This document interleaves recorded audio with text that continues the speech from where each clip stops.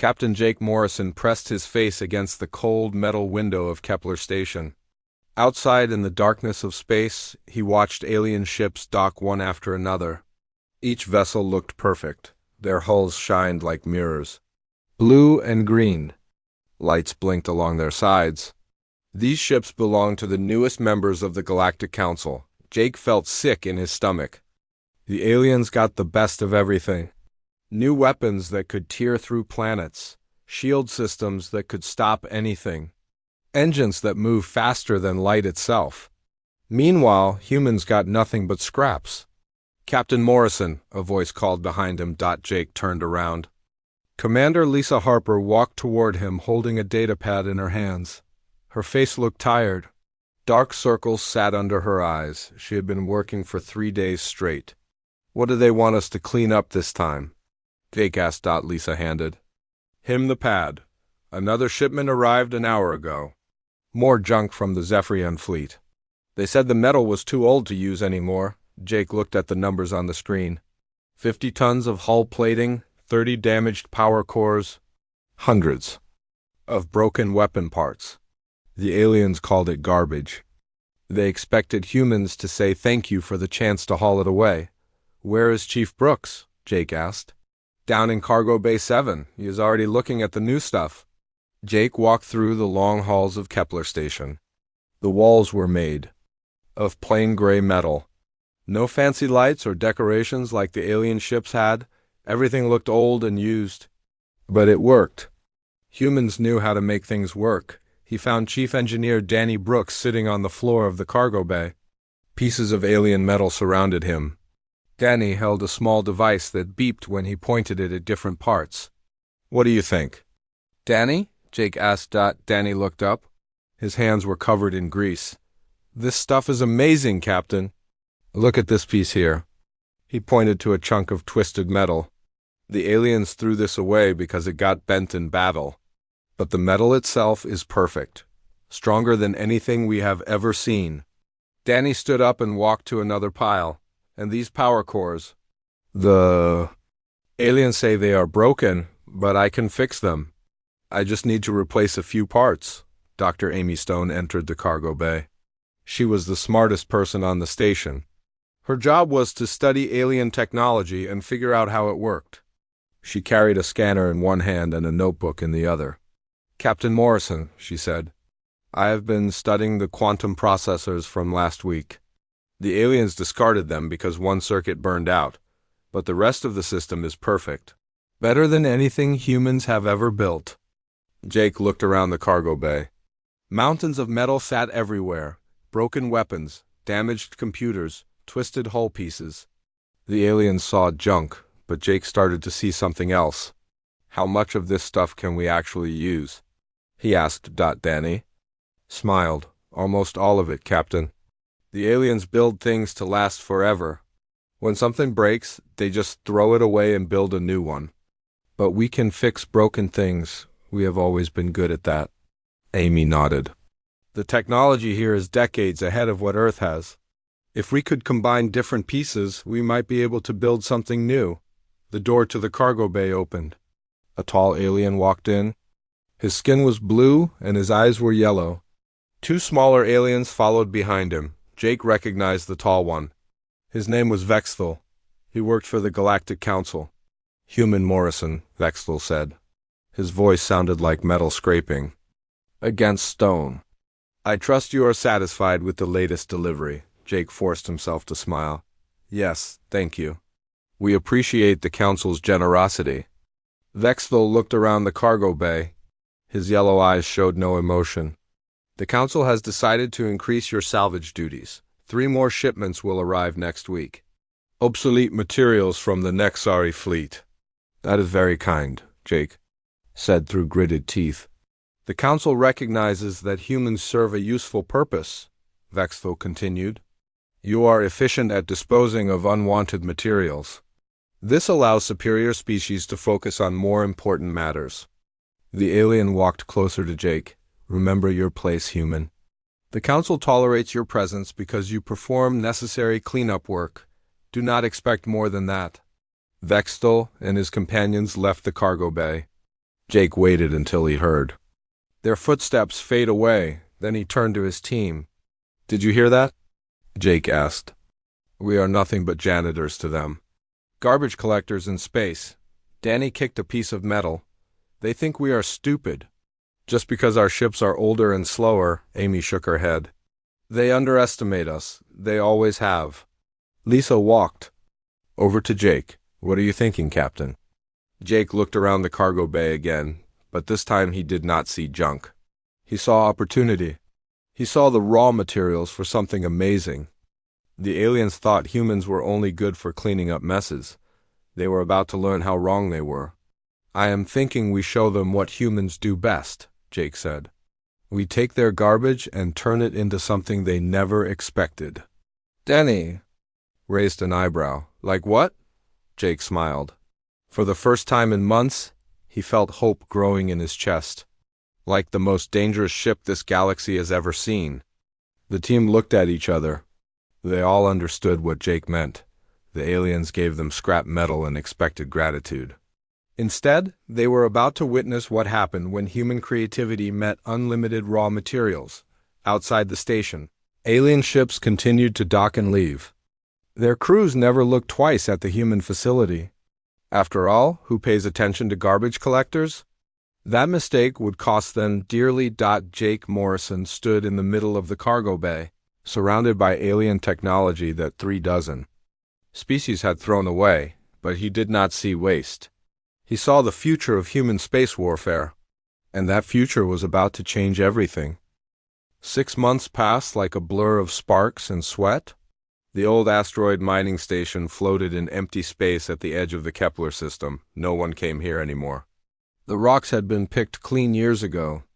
That made it perfect for what Jake Morrison had in mind. Danny Brooks wiped oil from his hands as he stepped back from his latest creation. The hull section looked like nothing special.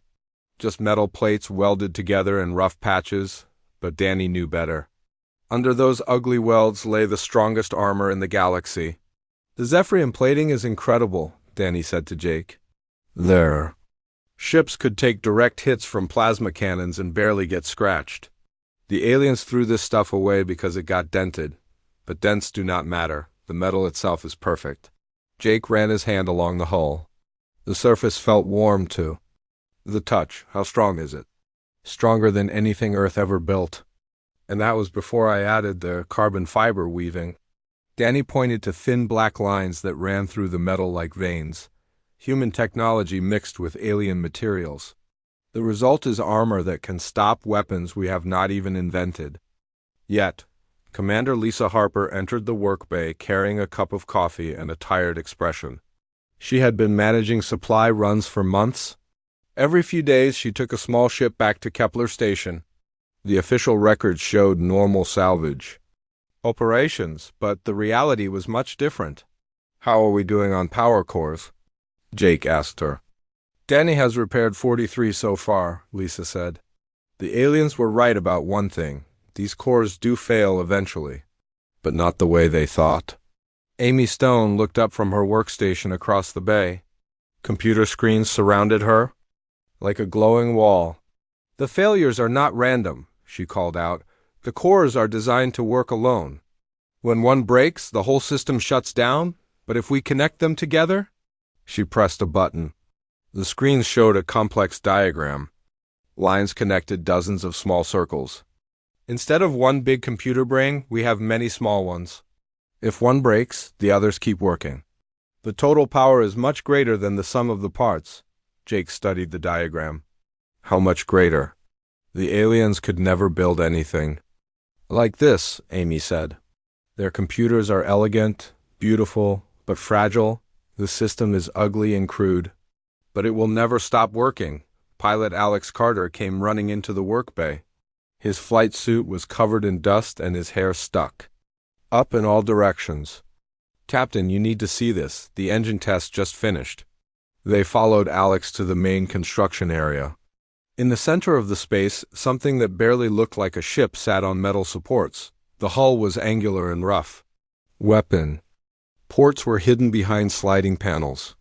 Nothing about it looked graceful or pretty, but when Alex started the engines, Everything changed. The ship lifted off the supports without a sound. It moved sideways, then backward, then spun in place like a dancer. The movements were smooth and precise. No human ship had ever moved like that.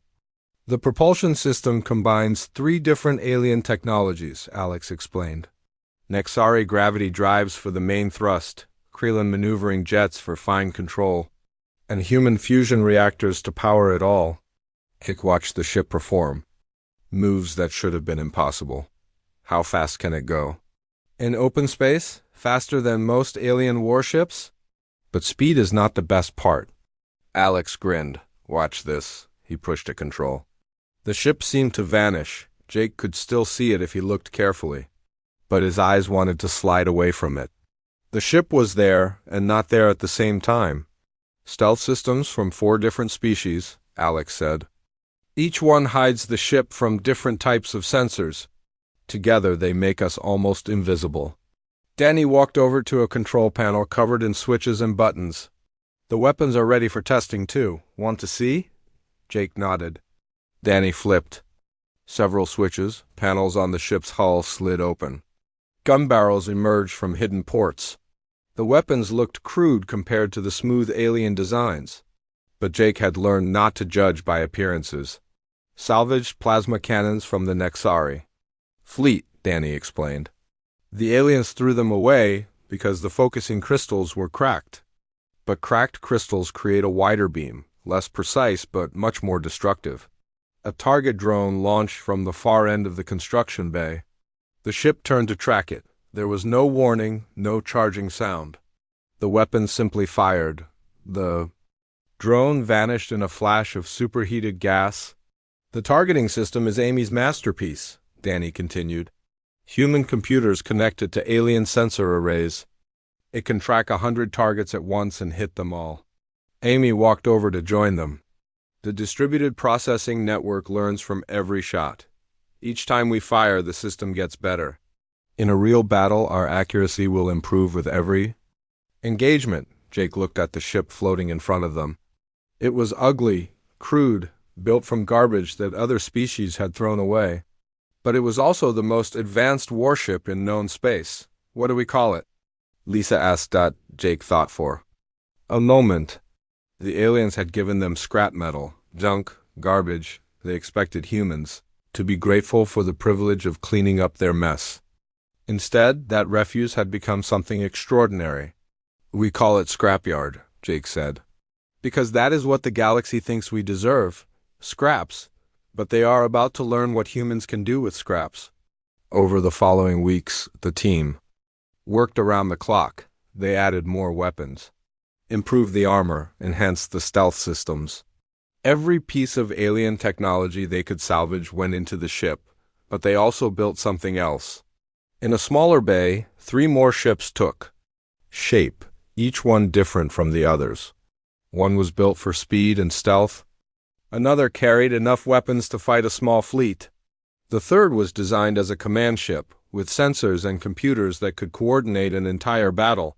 4 ships, Jake said as he looked at their small fleet, built from junk, crude, by humans that the galaxy considers second-rate.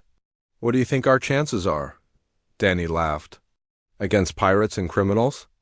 I like our odds, Amy smiled. The aliens gave us their obsolete technology.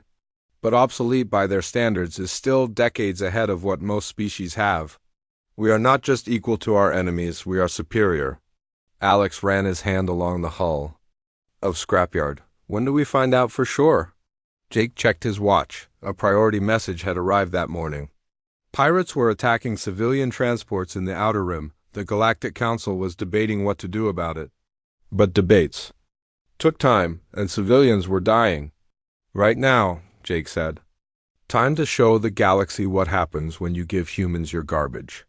The 4 ships launched from the asteroid base an hour later. To any observer, they looked like salvage vessels heading out to collect more junk. Their hulls were rough and ugly, their weapons were hidden. Nothing about them suggested military capability. That was exactly what Jake wanted. The galaxy was about to learn that appearances could be deadly. The distress signal came from Transport Convoy Delta 7 at exactly 1400 hours. Jake Morrison sat in the captain's chair of Scrapyard and listened to the panicked voices on the comm channel. "This is Captain Brooks of the merchant vessel Golden Dawn. We are under attack by unknown hostiles. They have disabled our engines. Request immediate assistance." More voices joined in. Fear filled every word.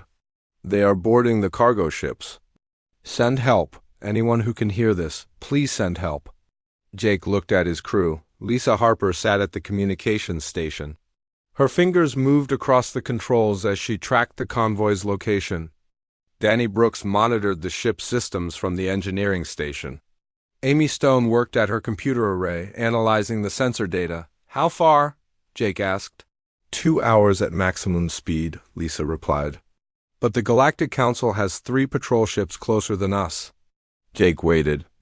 The comm channel stayed busy with distress calls for 30 minutes, then they went quiet. Either the pirates had finished their work, or they had jammed all communications. "Any word from the Council patrol ships?" Jake asked. Lisa shook her head. "They are requesting permission to engage. The Council is reviewing the legal implications of military action in neutral space." Jake felt anger rise in his chest. While politicians talked, people died. This was exactly why he had built Scrapyard. Someone had to act when the bureaucrats failed. "Set course for the convoy's last known position," Jake ordered. "Maximum stealth." Alex Carter's hands moved over the flight controls. The ship accelerated smoothly. Within minutes, they were traveling faster than most alien warships could manage. But to any sensor operator, they would look like another piece of space junk drifting through the void. 2 hours later, they arrived at the attack site. Jake studied the tactical display. 5 pirate ships floated among the wreckage of the civilian convoy. 3 transport vessels had been completely destroyed. 2 more were disabled and being boarded. "Kreelan Raiders and Void Stalkers," Amy reported. "Standard pirate fleet configuration. Fast attack ships with moderate shielding." Jake examined each enemy vessel through the main viewer. The pirates moved with lazy confidence. They had disabled the convoy easily. Now they were taking their time looting the cargo holds. No one was coming to stop them. "Weapon status?" Jake asked Danny. Checked his displays. "All systems ready. The plasma cannons are charged and the targeting network is online. Alex put us in attack position. Stay invisible until I give the word." The ship moved through space like a hunting predator. The pirates never noticed its approach. To their sensors, Scrapyard looked like another piece of debris from the battle. Jake waited until they were in perfect position. All 5 enemy ships were within range. The targeting computer had calculated firing solutions for each one. Amy's distributed network had analyzed their shield frequencies and found weak points. "Drop stealth and fire," Jake commanded. Scrapyard became visible in an instant. The hidden weapon ports snapped open. The salvaged plasma cannons fired as one. The first pirate ship died before its crew knew they were under attack. The wide beam. Plasma bolts punched through its shields like they were made of paper. The ship's reactor exploded in a brilliant flash of light. The second ship lasted 3 seconds longer. Its captain managed to activate defensive systems and turn toward the new threat. But Amy's targeting network had already identified the vessels. Weak points. The next salvo hit the ship's engine compartment. It went dark and began to drift. The remaining 3 pirates finally realized what was happening. Alarms blared across the comm channels. Weapons charged. Shields went to full power. The pirates turned to face their attacker. They saw something that made no sense. A ship built from scrap metal and welded patches. Crude weapon mounts and ugly hull plating. It looked like something a salvage crew had thrown together in their spare time, but it fought like nothing they had ever seen. Alex threw Scrapyard into a spinning dive that carried them between 2 enemy ships. The pirates fired at where the human ship had been. Their weapons hit empty space while Scrapyard struck from a new angle. The 3rd pirate ship exploded as plasma bolts tore through its bridge. The 4th tried to ram Scrapyard, but Alex was ready. The human ship twisted away at the last second. The pirate vessel flew past and straight into the wreckage of the destroyed convoy that left one enemy ship. Its captain was smart enough to recognize a losing battle. He turned to run. "He is trying to escape," Lisa reported. "Shall we pursue?" Jake nodded. "We cannot let him spread word about us. Not yet." Alex pushed the engines to full power. Scrapyard shot forward like an arrow. The fleeing pirate ship was fast, but the human vessel was faster. Within minutes, they had closed the distance. The final battle lasted less than 30 seconds. The pirate captain tried every trick he knew, evasive maneuvers, electronic countermeasures, even launching his escape pods as decoys. Nothing worked. Amy's targeting system saw through every deception. The plasma cannons fired with mechanical precision. The last pirate ship joined its companions in death. Jake looked at the battle scene. 5 enemy vessels destroyed. The attack had lasted 8 minutes, from start to finish. Not one shot had been fired at Scrapyard. "Casualties?" he asked. "None," Danny reported. "All systems operating normally. We used 12% of our total ammunition." Lisa was monitoring the comm channels. "The surviving civilian crews are calling for rescue ships. They are reporting that an unknown vessel saved them from the pirates." "Did they get a good look at us?" Jake asked. "Negative. We were moving too fast and the battle happened too quickly. Their sensor records show an unidentified ship design," Jake smiled. That was perfect.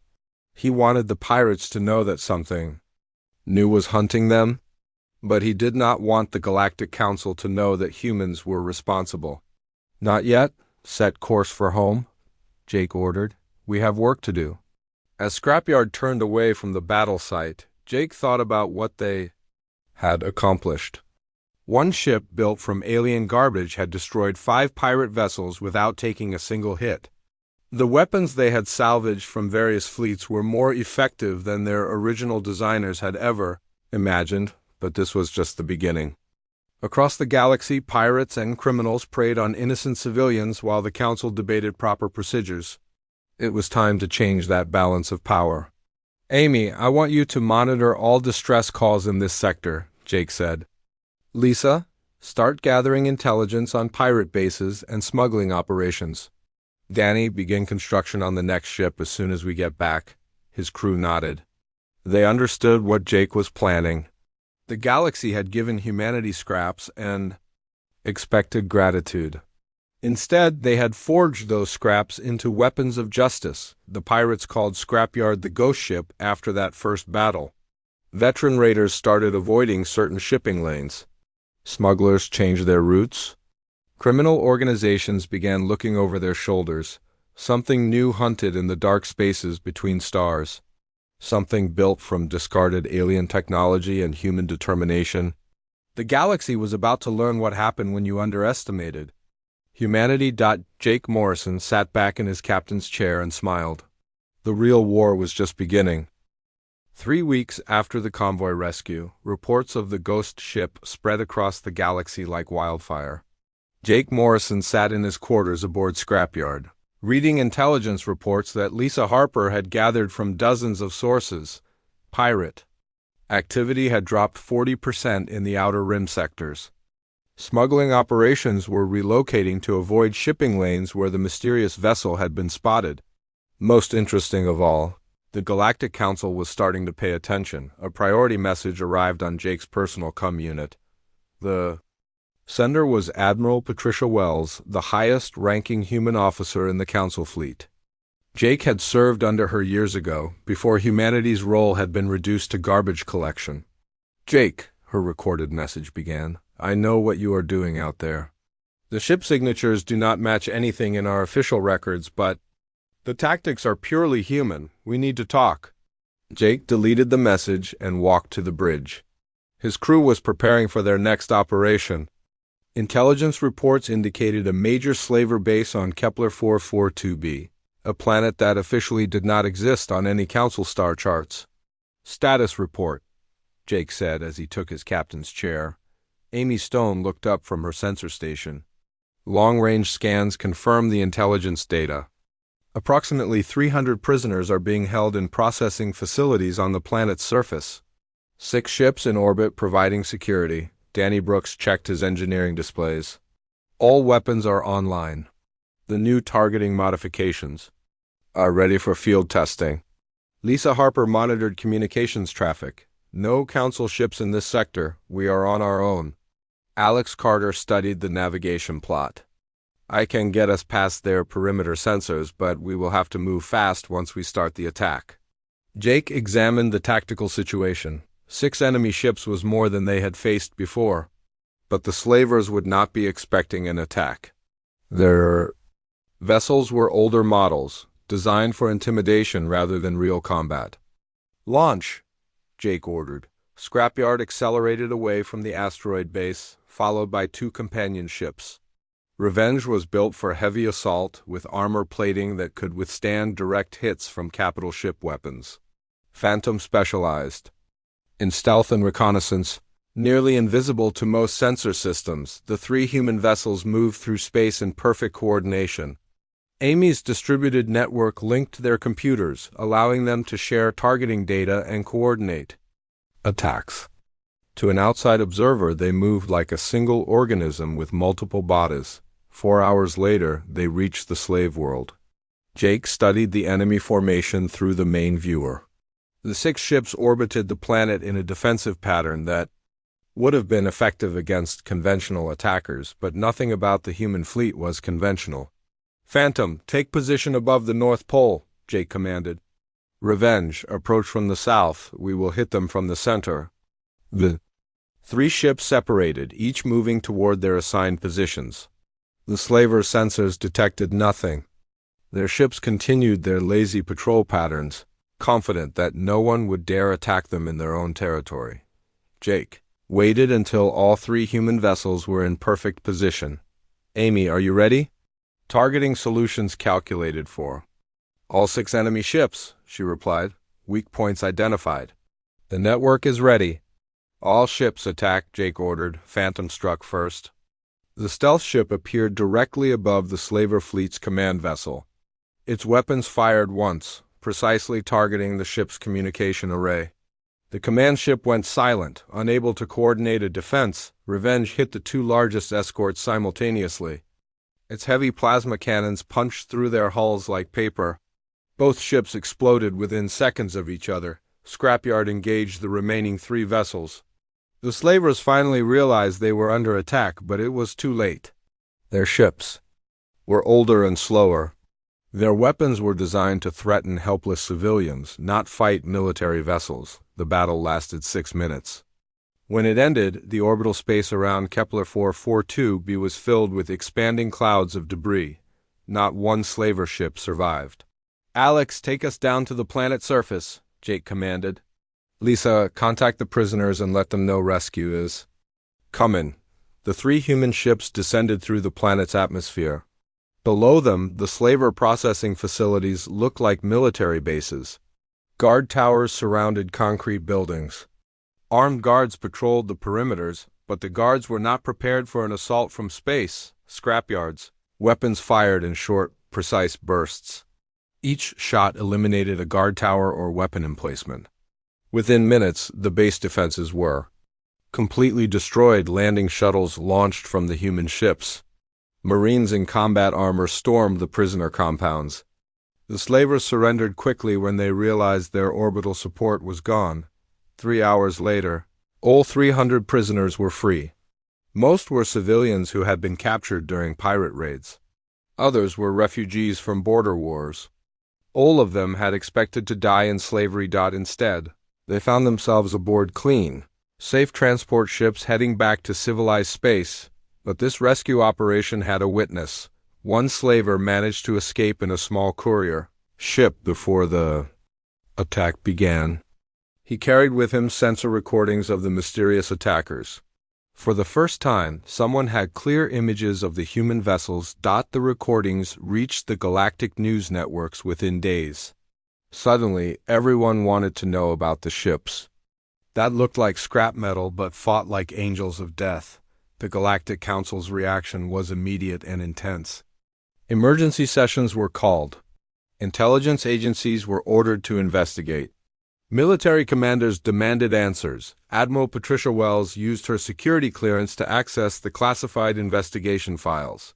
What she found changed everything. The mysterious ships were built from salvaged alien technology. Their weapon signatures matched discarded equipment from dozens of different species. The hull materials came from decommissioned military vessels, but the construction techniques were purely human. Patricia realized the truth that the Council investigators had missed. Humanity had not just been cleaning up alien garbage. They had been learning from it, studying it, improving it. And now they had turned that knowledge into the most effective fighting force in known space. Jake Morrison received another message from Admiral Wells 3 days after the Slave World operation. This time it was not a recording. She wanted to meet in person. They arranged to rendezvous at a neutral location in deep space. Jake brought Scrapyard alone while Patricia arrived in her personal courier ship. "You have been busy," Patricia said as she stepped aboard Scrapyard's bridge. Her eyes took in the rough metal walls and improvised equipment. "This ship looks like it was built in a garage." "It was," Jake replied. "Several garages, actually. We used every piece of junk the Council gave us." Patricia walked over to Amy's workstation. The computer screens showed tactical displays of incredible complexity. "These systems are more advanced than anything in the official fleet." The aliens threw away components that were only slightly damaged, Amy explained. "We repaired them and connected them in ways the original designers never intended." Patricia studied the weapon status displays. "How many ships do you have?" "Enough," Jake said. "And we are building more. The Council is asking questions. They want to know who is responsible for the attacks on pirate bases," Jake smiled. "Tell them it is a concerned citizen group. We are just cleaning up the galaxy." Patricia laughed despite herself. "You cannot keep this secret forever. Eventually someone will figure out that humans are behind these operations." "Maybe," Jake agreed. "But by then we will have changed the balance of power. Pirates and criminals will think twice before attacking civilians. The galaxy will be a safer place." Patricia looked around the bridge again. The ship was crude and ugly, but it worked. More than that, it excelled. Humanity had taken the galaxy's garbage and forged it into something extraordinary. "What do you need from me?" she asked. "Time," Jake replied. "And maybe some official protection when the truth comes out." Patricia nodded. She understood what Jake was really asking. When the Galactic Council learned that their janitors had become the most feared military force in known space, there would be consequences, but those consequences would have to wait. Right now, the galaxy needed what humanity had built from scrap and determination. The hunt continued.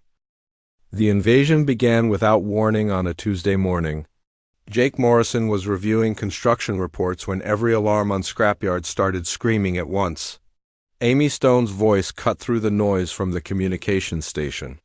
"Captain, we are receiving emergency broadcasts from Council space. Multiple star systems under attack by unknown forces." Jake rushed to the bridge. The main viewer showed tactical displays from across the galaxy. Red symbols marked enemy positions. Blue symbols showed Council forces. There was far too much red and not nearly enough blue. "Who is attacking?" Jake asked. Amy worked frantically at her console. "Intelligence reports identify them as the hegemony of sorrow. They are a military empire from beyond the galactic rim. Their technology appears to be decades ahead of anything the Council has." Lisa Harper monitored the command frequencies. "Admiral Wells is trying to contact you on a secure channel." Jake nodded. Patricia's face appeared on the screen. Behind her, he could see the bridge of a Council battleship. Sparks flew from damaged control panels. Smoke filled the air. "Jake, we need your help," Patricia said without preamble. "The hegemony is cutting through our defenses like they do not exist. Their weapons phase through our shields. Their armor deflects our plasma cannons." "How many ships do they have?" Jake asked. 12 dreadnoughts and 40 escort vessels. "But it might as well be 1,000. Nothing we have can hurt them." Jake looked at his crew. Danny Brooks was already running diagnostic checks on all weapon systems. Alex Carter was plotting intercept courses. Amy Stone was analyzing the enemy tactical data that Patricia was transmitting. Where? Do you need us? Centauri Prime. They are making their main push against the capital system. If it falls, the war is over. Jake cut the connection and turned to his crew. All ships, prepare for combat. This is what we built these vessels for. Within an hour, the human fleet was underway. 12 ships now bore the angular, improvised appearance that had become their signature. Each vessel was different, built from whatever alien technology had been available, but they all shared the same philosophy: function over form, effectiveness over elegance. The journey to Centauri Prime took 18 hours. Jake spent the time studying intelligence reports about the hegemony. Their ships were beautiful in the way that alien vessels always were. Smooth curves and flowing lines. Weapons that fired beams of pure energy.